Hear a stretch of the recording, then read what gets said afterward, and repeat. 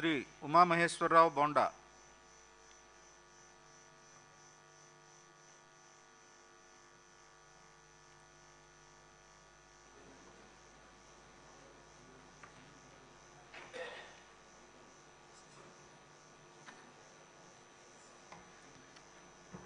బోండా ఉమామహేశ్వరరావు అనే నేను శాసనసభ సభ్యునిగా ఎన్నికైనందున శాసనం ద్వారా నిర్మితమైన భారత రాజ్యాంగం పట్ల నిజమైన విశ్వాసం, విధేయత చూపుతానని, భారతదేశ సార్వభౌమాధికారాన్ని సమగ్రతను కాపాడుతానని, నేను స్వీకరించబోయే కర్తవ్యాన్ని శ్రద్ధాశక్తులతో నిర్వహిస్తానని దైవ సాక్షిగా ప్రమాణం చేస్తున్నాను.